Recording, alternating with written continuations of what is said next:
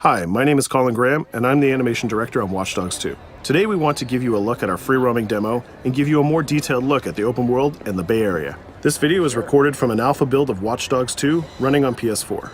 In Watch Dogs 2, we've expanded our hacking tools to give the players more options. By tapping and releasing the L1 shoulder button, we can do a contextual quick hack on this person. If we want more hacking options, we simply hold the L1 button while focusing on our target. Now we can see that there's 4 contextual hacks available on this car. Using the L1 button in 2 different ways allows the players to have fast access to the most common hacks, but it also opens up additional contextual hacks. This gives the player more hacking options than before. We've also added a NetHack view to the hacking toolkit, which allows you to toggle a digital filter to see the world like a hacker. We can easily pick out hacking opportunities and also pick out strange digital signals and data anomalies that are of interest to us. The orange signal indicates that there's a person whose digital profile has interesting properties for us to investigate. So let's take a closer look. When we're exploring the world, NetHack is a very useful tool to help us identify people or items of interest. It's a really good idea when you explore the open world to use your NetHack and look around because you never know what you'll find. We can hack into his phone and read his text messages to get a clue about what's happening. As a hacker, it's really easy for Marcus to get someone's personal information.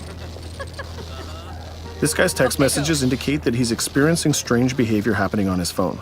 He seems to think that it happens every time he comes to this exact area. Let's see what our DedSec teammates think about these strange signals. That felt like a rock star pose. Found something weird. Sweet! Get a picture. No, I mean, my MC catcher detector is going off. We really need to find a better name for that. Why? That's the technical name.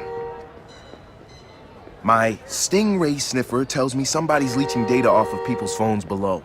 Looks like the data's going to Coit Tower. See? Weird. Weird indeed. Marcus has detected that there's an illegal Stingray box deployed somewhere around Coit Tower. We now have access to a new DedSec operation, and we can track it with our DedSec app.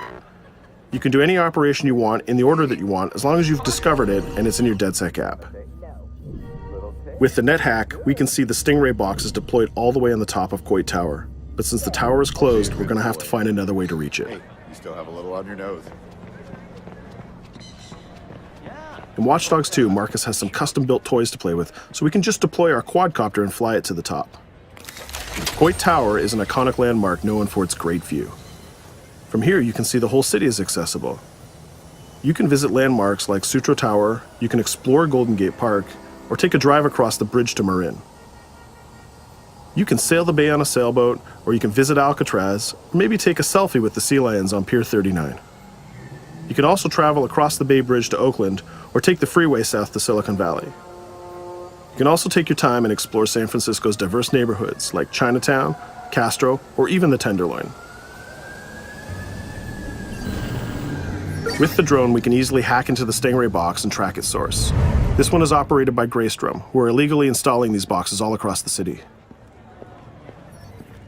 The open world is full of opportunities like this DedSec operation. All you have to do is explore the environment using NetHack and the Profiler to find them all.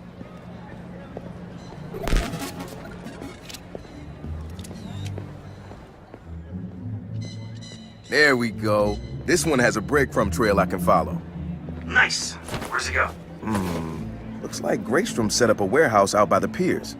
You wanna bet I can find some shady shit in there? Definitely some shady shit in there. We can open our smartphone and select the DedSec app to track this operation. We use the DedSec app to manage all of our activities in Watch Dogs. We can see the objectives on our map, and it's not very far, so we can drive there pretty quickly. The Noodle Map app can be used to locate different landmarks and areas of interest. The entire Bay Area is yours to explore from the very beginning of the game, so you don't need to unlock anything. There's also a shop on Pier 39 where we can customize Marcus's outfit, and there's some other open world activities we can check out along the way too. Let's take this car and head down to the waterfront. Cars are particularly vulnerable to a hacker like Marcus, and you can acquire a skill that allows you to simply unlock any car in the game with your phone. One of the biggest feedbacks we got from the fans after the first Watch Dogs game was about the driving. We've significantly improved the driving to make it more responsive and accessible to a wider number of players. Driving was reworked extensively with a team of experts from Ubisoft Reflections. This is a particularly important improvement because San Francisco is known for its steep hills and its tight winding streets. Of course, driving and hacking go hand in hand, and you can still hack steam pipes, traffic lights, and you can also hack individual vehicles. As you can see, it's much easier to drive through the city in Watch Dogs 2. Let's pull up here at iconic Pier 39 and take a quick look around.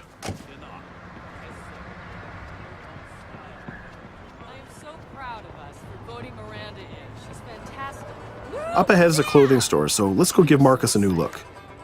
Each clothing store has the style of the people who live in that area, so as you travel around the world, you can start to build a wardrobe that's as diverse as San Francisco itself.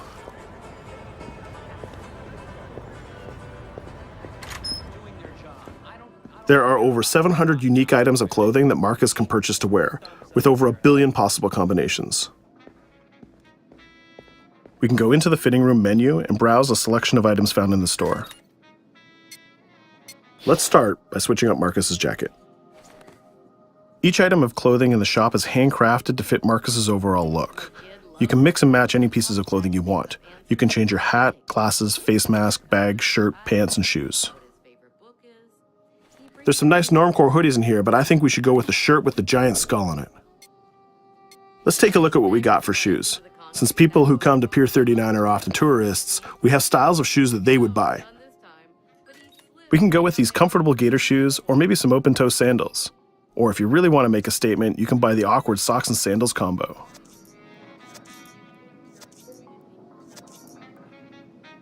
In the end, though, I think we should go with Stars and Stripes Chucks. We could really stay here all day trying on clothes, and each store has a wide variety of clothing options, so you can really make Marcus look the way you want. From biker leather to hip-hop, from pinstripe suits to tie-dye tank tops, you can really craft the look that's unique to you. In Watch Dogs 2, you manage your activities from your smartphone. There's an app shop, a media player, the DedSec app, and a research app that allows you to develop new skills. Let's take a look in the app shop to find the ScoutX app. San Francisco is full of iconic landmarks, so as you explore the world, you'll find new ScoutX objectives in the app.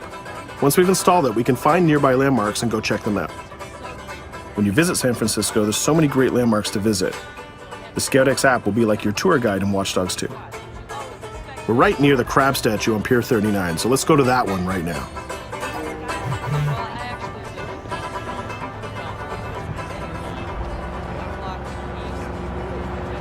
These tourists have the right idea.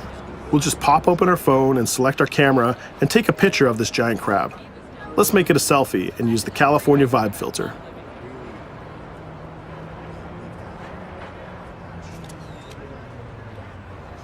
What's that? Uploading the photos to the ScoutX app will give you more followers, and you'll need those followers to progress through the game. So we had a look around and we bought some new clothes, but let's get back on track and head to that next pier, and we'll take care of that stolen data at the Greystrom site.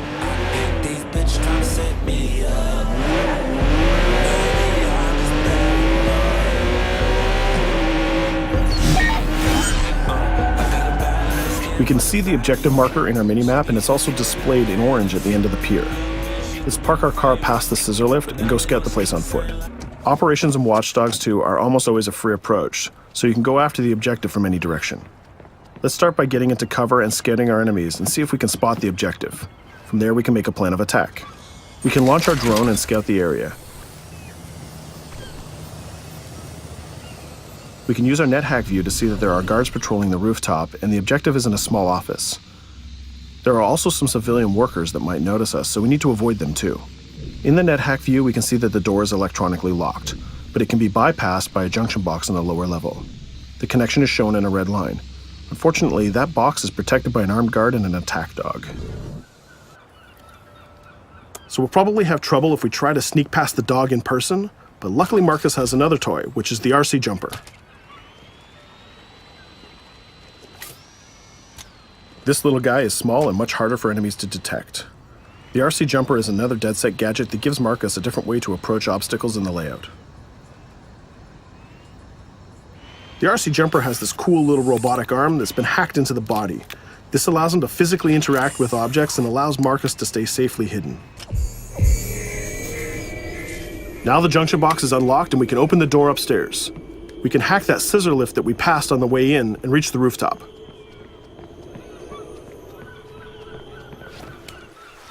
By hacking into the OS of the scissor lift, Marcus can take remote control of it.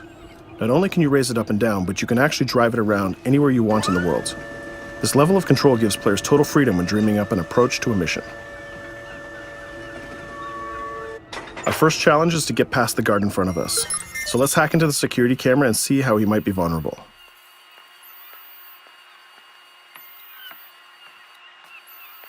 There's an industrial air conditioner unit that we can hack. We can set it to explode when the guard comes close, and we can hack it to attract the guard with a strange noise. The guard will go investigate the noise and walk straight into the trap we set.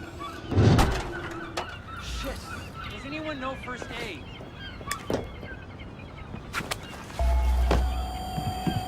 And just like that, we've taken out the guard, created a distraction, and slipped into the compound.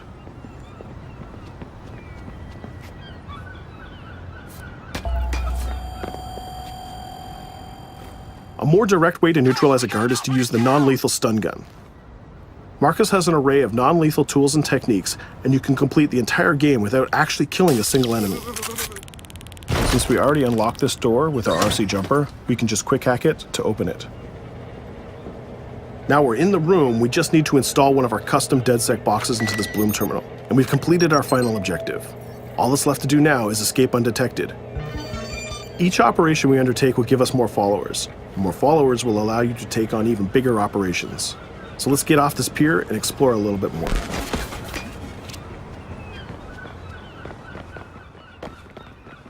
Tell me you fucked up their hardware? I left an expensive little present in their system, and they're going to pay for it. Damn, you sound like Jimmy Siska. Hell yeah!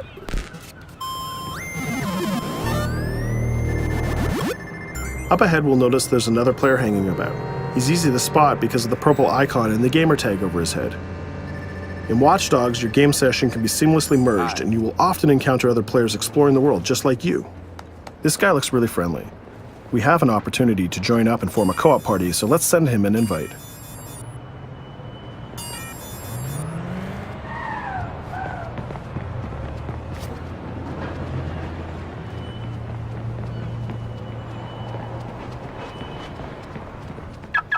Now that we're joined in a session, we can complete co-op missions together and take on even bigger and tougher targets.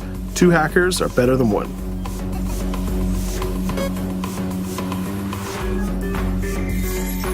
We're gonna head across the bay to Prescott, which is in North Oakland, to infiltrate a gang lair. We can get there by driving across the Bay Bridge together.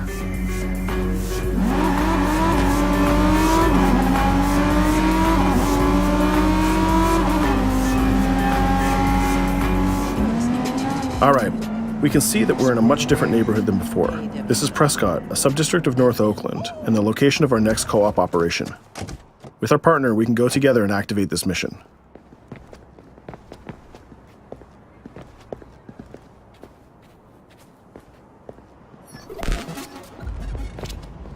Marcus, we have operations popping up everywhere. Some of them are 2 hacker jobs. Where you need me? Sending you the coordinates.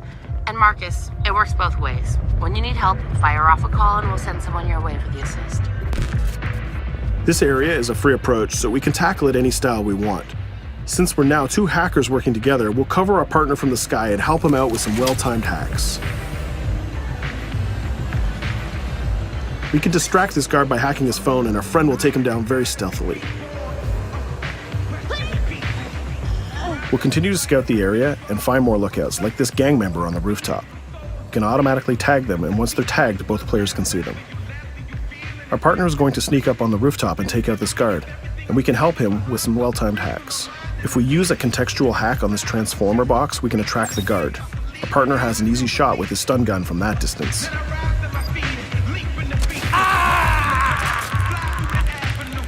Using the NetHack view again, we can see that there's a lockbox connected by red connection lines to a room on the other side of the compound. Inside this room, we see our 2 targets meeting up, and it's a perfect place to take them down simultaneously. We need to get that box unlocked and get into that room. As we continue to scout this area, we can see this compound has a lot more guards than the last one, and they look very heavily armed. We'll need to take care of these guards if we get detected. There's also a car parked in the garage, so we might need that to escape later. Let's go back to our friend and get him to disable that junction box so we can unlock the door to our target. The drone has a lot of flexibility and it's small and hard to detect, but the trade-off is that you can't physically interact with objects like this junction box. But it's not a problem for our man on the ground to do that for us. The signal lines have changed from red to blue, so now we know that we can open the doors and get to our targets. Scouting phase is done, so let's get up on that rooftop with our partner and get close enough to neutralize these enemies. We can hack these junction boxes and set a proximity trigger on them. They'll explode if an enemy passes through them, but they won't be triggered if we pass through them ourselves. We can also deploy electroshock mines from our inventory, and they're fully hackable too. It's a good idea to leave traps for your enemies in case they try to flank you. Our partner is camped out by the door ready to rush into the room, but we're going to create a distraction first. We'll get into position behind these crates, and this time we'll launch our RC jumper. Once our partner opens the door, we'll zip in and create a distraction.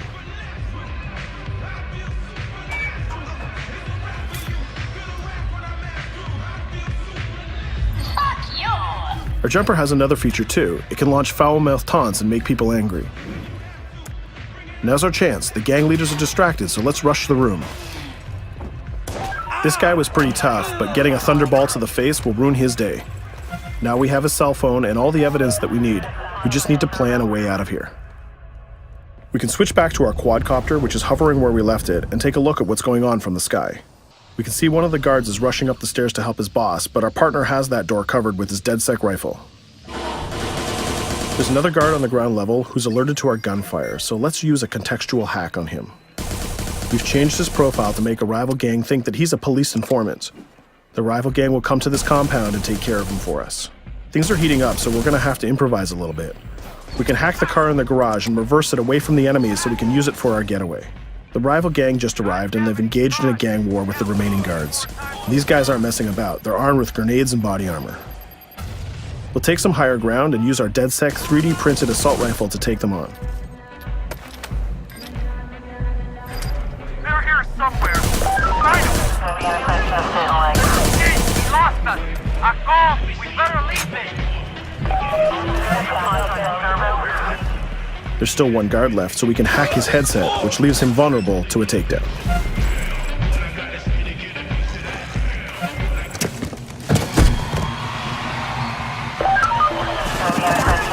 Let's take our stolen ride and get out of here before cops show up. And just like that, we're home free.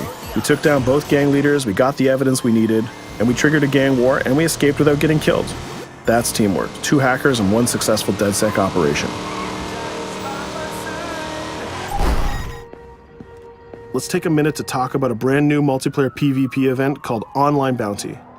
When the player commits a crime, the police will respond and pursue the player until he can escape from the police. We call that the felony system. While you're in the felony, a bounty event can occur. A bounty event allows up to 3 other online players to join the pursuit and try to kill the player for as long as the felony lasts. As the target player of the bounty, your objective is to evade the felony and the pursuing players. Rewards are given for neutralizing the hunters. And the objective of the hunters is to neutralize the target player. Bounty is a seamless PvP event that's triggered by your player style and how you interact with the police. If you are the type of player who's always in conflict with police, you'll have a higher chance of having a bounty placed on you. But if you can neutralize the hunters, you'll get additional rewards. I hope you've enjoyed our walkthrough of the open world of Watch Dogs 2, and I hope to see you online November 15th. Click here to join DedSec and receive exclusive in-game rewards and more. Subscribe to our YouTube channel and be the first to see new trailers and behind-the-scenes action.